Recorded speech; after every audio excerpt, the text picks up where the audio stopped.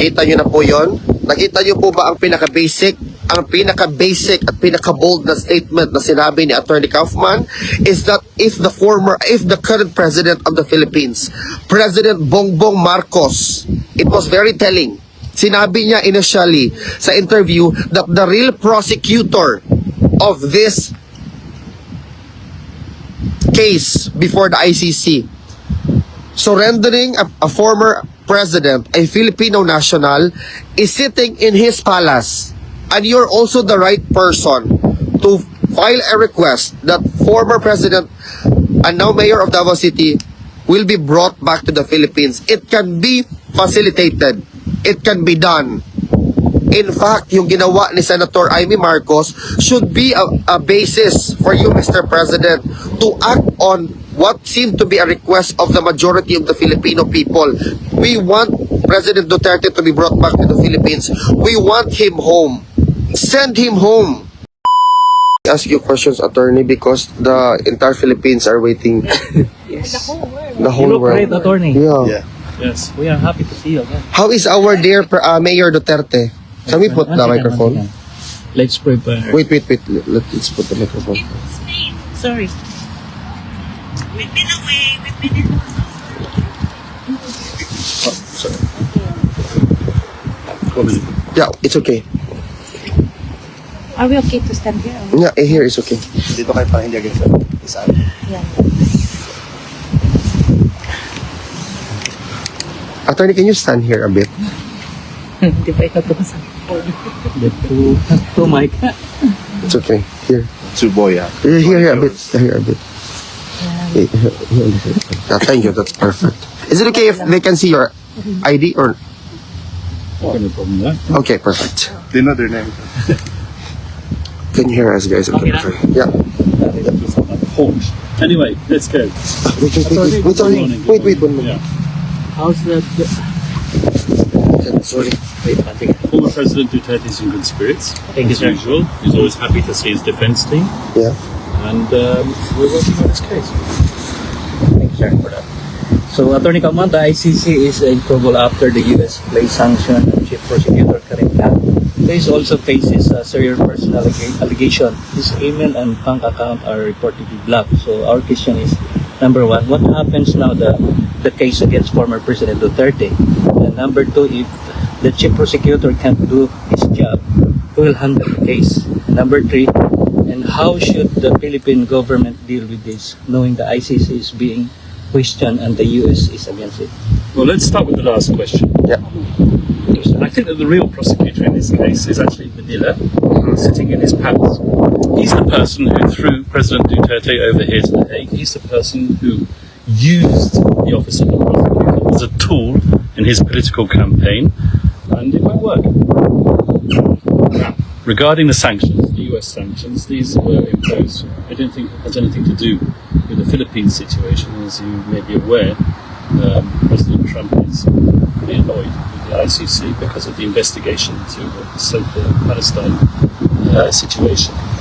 And he has said, quite frankly, that anyone who targets the United States, targets United States allies, for all intents and purposes, that is Israel, Prime Minister Netanyahu, they will be subject to sanctions.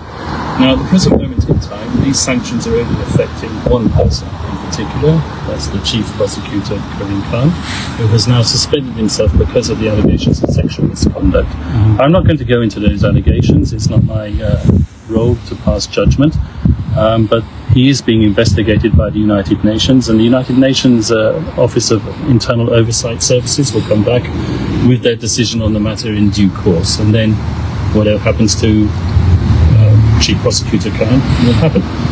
But the person who is handling the case at the moment is the Deputy Prosecutor, that's Mame Niang, and he has overall control of the case, and he's the person who's now signing off on documents in President Duterte's case. However, on an operational basis and on a day-to-day basis, the person interacting with the defense is an experienced American prosecutor. I'm not going to mention his name, but he's a professional prosecutor. We just hope that the deputy prosecutor himself will take the time to learn the case and also interact with the defence, because just as I am accustomed to interacting with the former chief prosecutor, I expect the prosecutor who has now assumed that role will interact with me. Attorney, with respect to the application or the motion that you filed pertaining to the disqualification of 2 of the 3 judges, we are awaiting the result of that. Do you have insights, or were there already information with respect to the result from the plenary session? Let's get this straight. Okay. I'm defence counsel. I don't sit in chambers. Okay. I'm not a party or a fly on the wall in the discussions of the judges themselves. The judges, as you will be aware from the decision which was issued, have been required, I'm talking about the 2 judges who the defence requested to disqualify, have been required to make their observations by a certain date. Yesterday, by 4. Yesterday. Yep. They would have made their observations. I'm not sure whether those observations are disclosed to Defence Counsel at this moment in time. And they will be disclosed in due course once the plenary have sat and once the presidency renders this decision, and we will know what they decide. Let me make one thing clear. We invited the judges to disqualify themselves, or to excuse themselves, rather, as a matter of courtesy and out of respect. They said that we shouldn't do that. Well, we shouldn't do that, but we acted out of politeness and courtesy. It's not our position to criticise judges. Judges are independent, they have a degree of integrity, that's presumed integrity, and we are the last people to question their integrity. However, this whole issue with respect to jurisdiction has already been litigated, and litigated extensively, and those 2 judges were party to that decision. That's what the request for disqualification is all about. Attorney, it is also a known fact that the former president is now the mayor of City of Davao. Are you already processing everything with respect to his oath-taking? I'm not going to talk about oath-taking or anything. That's a legal question which is being handled by his Filipino lawyers. Okay. Nice. About the Palestinian. Oh yeah, he's been there for 73 days already, held inside the ICC detention facility, attorney. Do you think that we're looking at years, or hopefully the soonest possible time that he'll be released? As far as I'm concerned, it's always as soon as possible. As I've told you many times before, there are certain preconditions which have to be met before an individual can be released at the ICC. It's not like one of your run-of-the-mill criminal cases where you can post bail and just get out and go home. No, in order for someone to be released here, there has to be a willing state party capable of receiving him onto its territory. And that's what we're looking at. It's a long process. It's something which requires a certain degree of diplomacy. And let me just come back once again to this whole issue of the elections. People miss the point. Okay. The former president won a landslide victory. Yes. As far as I'm concerned, that's a finger in the eye to the people who threw him over here. Correct. That's the real point of the elections. It was a protest vote. Yes. Attorney, with respect to the prosecution's request or motions, twice they were granted that the presentation of witnesses will be extended. What is the implication of that with relation to the longevity of the trial in general? Well, perhaps if we feel that we've been disclosed statements and witnesses, evidence at a late stage, then it could formulate a request on my part for the postponement of the confirmation hearing, but I'm not asking to postpone the confirmation hearing at the present moment in time at all. In fact, I'm quite happy for it to be brought forward, and I wish it would be. Yeah. Because currently, attorney, there has been a report that one of the senator of the Philippines found out that there were ICC investigators already in the Philippines right now trying to ask retired policeman or policeman to sign a what do you call that? An affidavit to strengthen their case here in the ICC. Is this also in line with the particular request that they have to delay the presentation of the witnesses? I don't know what's going on in the office of the prosecutor. I've heard these allegations. I'm certainly not going to comment on the evidence in a media interview. I'm not allowed to do that. Okay. I'm not proposed to do that. Okay. But I've certainly heard of these allegations, and they will be processed by the defense team and used in due course. Okay. Should the government of the Philippines, the president himself, request for the ICC that our former president be brought back to the Philippines, can that be facilitated? Yes. Thank you. Attorney, is there something that you want to address the Filipino community all over the world with respect to what's happening, what we see as an illegal detention and a curtailment of his freedom as a Filipino citizen? I want to tell the Filipino community around the world to support the president, to keep his spirits up, to support him, but to support him lawfully. Yes. All respect for due process, the judges and the victims, Yes. who I've said time and time again have an important role to play in this case, Yes. and they have a right to have their voices heard. So respect that. It's nothing to do with his innocence. Yeah. We will fight for that. Very soon. Thank you, very Attorney. much. Have a great day. God bless you, sir. Mga mic. Mga kababayan, narinig po natin ang sinabi ng lead counsel ni dating Pangulong Rodrigo Roa Duterte na ang pinaka-bottom line po is that again and again, he made mention that the president is in good spirits and that he's okay, that that he's going to fight for the president until mauwi po siya sa Pilipinas. Pero what stood out from this interview is that should the government of the Philippines, through the president himself, file a request for the former president and now mayor of Davao City be brought back to the Philippines, that can be facilitated and that can be done in an instant. Mga kababayan, also, the result of the election, which just concluded, is a reflection of the voice of not only thousands, but we are talking of a landslide victory for the former president to be voted as mayor of Davao.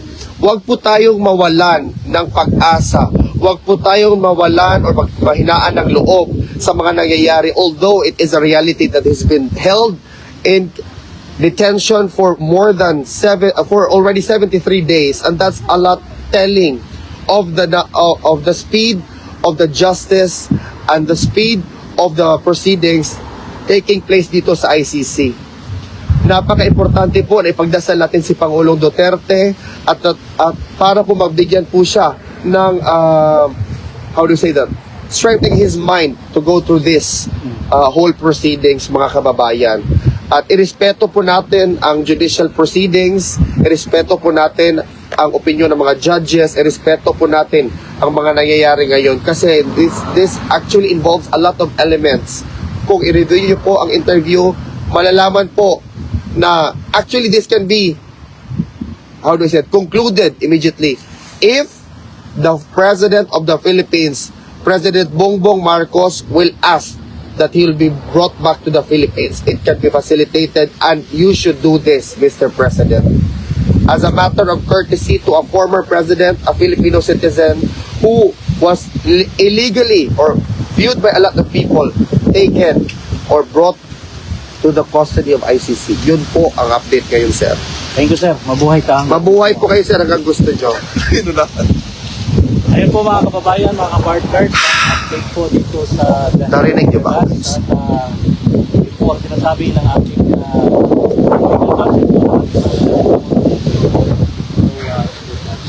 So yun po ang nangyari, mga kaibigan, mga kababayan. So nakita nyo na po yun. Nakita nyo po ba ang pinaka-basic at pinaka-bold na statement na sinabi ni Atty Kauffman is that if the current president of the Philippines, President Bongbong Marcos, it was very telling.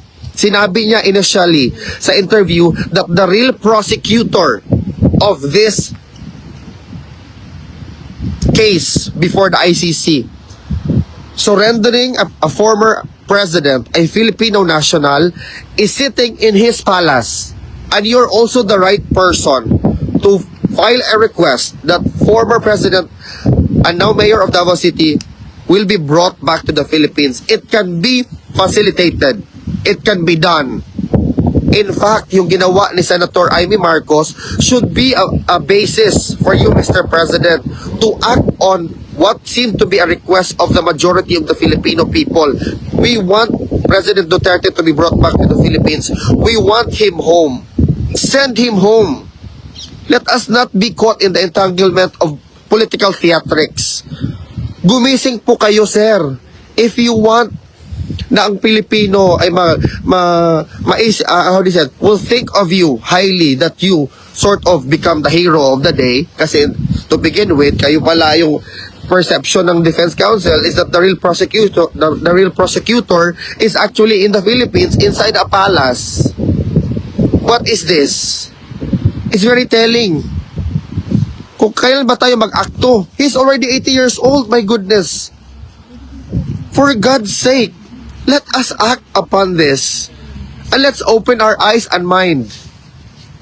Ano po ba ang ating dapat gawin? You request dito sa ICC na pauwiin nyo siya. That's very clear from the Defense Council. Hello? Parang lipat na tayo. Lipat na kami doon. Kasi para yung utak ko sasabog na.